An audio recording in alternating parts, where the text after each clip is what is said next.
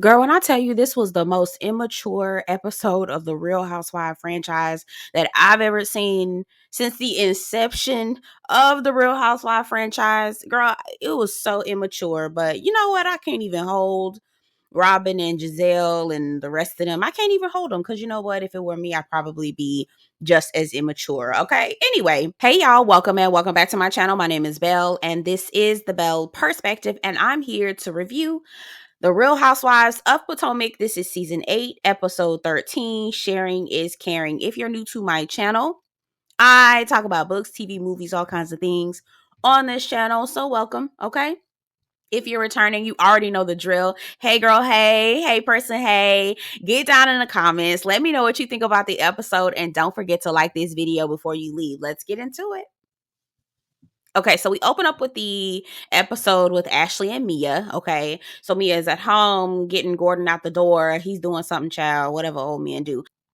So Ashley comes over to visit and they're having a conversation. And I feel like Mia was trying to maybe coach Ashley on put Ashley on game. That's what I think she was trying to do. Y'all get down in the comments and tell me what y'all think. And the reason why I say that is because Mia opens up and asks Ashley, if I can get it out, are you getting a divorce? And Ashley feels a little overwhelmed. She's like, girl, where this coming from, right? And Mia has to back up and kind of like qualify the question, right? And she's saying, I was having a conversation with Gordon and he and I were talking, and he said that if we ever got in a divorce, right, that, he would have an arrangement set up for us, right? And with that arrangement would be basically I would still be able to be his wife, but I would still have to be his wife, but I would get the benefits of being a single woman. And plus he would be able to take care of me from a security perspective. I feel like she was kind of like saying, hey, this is a possibility because I know the reason why you haven't gotten a divorce from Michael is because you have money security issues, right? She didn't say all that, but that's what I was picking up, right? So Ashley is like, yeah, I know I need to. Ultimately, Gizelle says that I'm moving out of fear, and it's true, and it is a security thing, My thing with Ashley is, why are you living out of your means where you feel like you're not living in a home that you can't afford if Michael is not taking care of the house, right? Like, why don't you live within your means, not within Michael's means, right? So I feel like Ashley is wanting to live the high lifestyle, but not trying to pay for it. I mean, which makes sense, but then it's also trying to hold on to something that's ridiculous, like that's toxic. Anyway, y'all get down in the comments, tell me what y'all think, okay? So the conversation of sugar daddy comes up. The only reason why I feel like Gordon feels away, it's just the irony, because Gordon, you are sugar daddy. Like, please, okay? Backing up just a little bit before Ashley gets there, Mia was telling Gordon about the whole debacle with Karen and how Mia called Karen an old dog. Gordon just keyed off of that. And that Karen then said, you calling me a dog, well, baby, you the trick. And Gordon was like, well, what did Karen mean by that? Nigga, you knew what Karen mean by that. You know what she meant by that. You tricking off on Mia, and we already know what it is. Like, let's stop. Let's not be obtuse here, okay? Let's be for real. Anyway, they wrap up the conversation by sharing with us that they're going to the Dominican Republic. Child, about time they're going to someplace that's not ghetto, okay? Thank you, God. They're going. All the girls are invited, and they even including Wendy, all the girls that Robin them don't like. Robin is hosting this trip, so it'll be interesting. Okay, it will be interesting. Ashley does further talk about her money insecurity because she had gotten evicted twice, I think. When she was in the second grade, and she came home to her stuff and her mom on the side of the road, and that's a real thing. It's a very real thing. And so I felt for Ashley, but that's also the reason why I'm thinking to myself, Ashley, you need to live within your means, okay? You should not be planning a life, buying a house, doing anything with someone else's funds in mind. I just think that that's a very dangerous thing to do, and especially if you're divorcing them, right? Anyway, y'all sound off in the comments. Let me know what y'all think about that, okay? So we see Wendy and Neckbone get together, and I literally said, Neckbone lying. I feel like Neckbone is lying. I feel like Neckbone is using what someone told her to try to gain fame off of Wendy, okay? So here's the thing. They sit down at lunch, right? Here's a little bit of what I gathered in terms of the timeline. It still don't make no sense, which further proves to me that this is just hearsay, right? Now, Ivy, who is Wendy's sister, told Lebe, who is Nneka's cousin-in-law, that Wendy felt a way about Nneka joining the show, okay? So all of this is steering from Lebe. Now I'm thinking, now if Ivy is Wendy's sister, why the hell would Ivy tell Lebe about Nneka like that? Right? Like, why would I tell Ivy to Lebe, knowing Lebe may go back and say something to Nneka, and then Nneka will come back and bring, why would Ivy do that if if Wendy and Ivy are sisters? I'm still confused on that, but what I will say that I feel like Lebe went back and told Nneka some bullshit. I already told y'all how I feel like Nneka is Lebe is a hateful ass, but y'all, the way that she looked, I saw her on camera and I said, oh no, girl, her spirit ain't right. Her spirit ain't right. But anyway, okay, so Wendy is like, no, let me stop you right there. Okay. The problem is you called my mother a witch. Okay. And you base your opinion of my mother and me off of what someone told you about me. You have no proof. You have no tangible evidence of this being said. Right. So you coming at me, instead of coming to me on some respectful shit, like, listen, this is what the people are telling me. This is what I heard. I don't really know, because you didn't hear Wendy say it, right? You didn't see Wendy do it. You weren't there. You going off of what Lebe told you was what was said, okay? So instead of coming to Wendy respectfully on the show, trying to bury the hatchet with her, you immediately started throwing out accusations about her family, calling her a bitch, going out of your way to try to connect with women who you know do not like Wendy. And then on top of that, then you try to like make it seem like Wendy is the one that's the problem. Ma'am, if you heard about all this from Lebe, why didn't you just approach Wendy and say, here, this is what I heard. So can you tell me what's going on? Because this is what I'm hearing in the streets, okay? Right? But no, you decided you was going to try to get your claim to fame off of Wendy back, and you've been on Wendy back this whole time. Like, this entire time, from the time you got on the show till now, you always got Wendy name in your mouth, okay? So the fact is, you called Wendy's mama a bitch or a witch. You call Wendy a witch. I'm getting all the names mixed up, y'all. Yeah, but y'all know what I'm saying, okay? The fact is, you called Wendy's mama a witch on live TV, okay? Conjecture, hearsay, okay? Non-tangible evidence is that you're saying that Wendy's mom submitted your name to a shrine, and she kept saying it. Your mom submitted me to a shrine. Your mom submitted me to a shrine. Your mom submitted. Now, how are you at a table telling Wendy your mom submitted my name to a shrine, but you're trying to say that you're trying to start off on the right foot with her? Like, and then you're presenting it as if it's fact. Like, you do not know if this is a fact. Why don't you say, this is what I heard?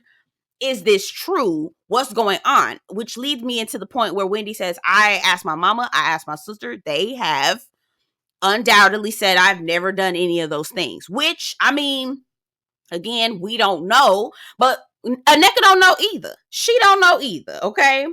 And here's the other thing that I was like, okay, so if you're going to come at somebody with some real implications, like you're coming at them, Nneka, you're an attorney, you should know, right? You need to have some sort of proof, or at least get someone to come up and back up the allegations, right? So she had Lebe on the show with her at her house at least 2 episodes ago. Why in that moment did she not ask Lebe what exactly was said and who told her what was said? Why didn't she have Lebe go back and repeat, just for TV's sake, right? Since we're going to bring all this onto the camera in the first place, you might as well have Lebe go back and say, this is what I was told, this is what was said, yada, yada, yada. She didn't even do that. Girl, she over there talking about how she going to try to make amends with Wendy and go to Happy Eddie's weed party. Girl, I said, no, see, that's why I feel like Neckbone lying, because you have an opportunity to have somebody co-sign on what you're saying is fact, with there is no proof. We have no proof of this. And you don't even take that opportunity? Girl, no ma'am. I feel like, no, girl. And she kept hurling, your mom's a witch, you try to submit shrines. And I'm like, okay, so are you trying to apologize to this lady, or are you still trying to prove your point that you saying that Wendy... Girl, I don't know what Neckbone thought she was doing, but girl, that was not it, girl. If you're trying to get an apology, which, by the way, Wendy literally had to like pin you down to try to apologize, right? It was a mess. It was a mess. Wendy said, you know what? We can just coexist, girl, because you're not trying to move forward, right? They both talked about the implications of both allegations, right? You saying my mama witch is an implication. The implication of your mom submitting a name to a shrine, the implications of that. So we're both implicated here, right? Both of them have implications, but neither one, specifically Neckbone, is not trying to own anything up. Girl, you started on the rah-rah. In a confessional, she says, oh girl, I thought we were gonna, she's gonna be my Nigerian sister and we're gonna be listening to Afro beats. I said, girl, I know you fucking lying. Girl, please. I know you fucking lying. That is some bullshit. Because again, if you really wanted to be on some let's try to bury the hatchet type shit, why didn't you approach Wendy asking her what was said? Because this is what she heard. This is what I heard, okay? She ain't do all that. So Wendy asked her, okay, so what exactly did you hear that I did to you? What did you hear I did to you? Okay? Because again, Lebe said Wendy was mad that Nneka's supposed to be joining the group. Okay, so what did I do to you, a Neckbone? A Neckbone, what did I do to you? She was like, Wendy, everything with your family. Girl, no, you keep mentioning her family. What did Wendy do to you? Because Wendy did not do anything to you. You came to Wendy with the bullshit. So if you was trying to make amends or start off on a good foot or at least get to the bottom of it, that's not how you do it. I'm done with Neckbone because later on, child, she get the lion and I'm about to get into that. I'm gonna hop into that first. By the way, did y'all see them white women? Baby, them white women look so damn confused. They was like, now what the hell going on over there? Y'all saw them white ladies? Child, that shit was funny as hell. I was knocked out. That shit was too damn funny. Okay, so let's fast forward to Robin, Mia, and Neckbone go to a store and they're shopping and getting ready for the Bahamas. Okay, I'm sorry, not the Bahamas, but Dominican Republic.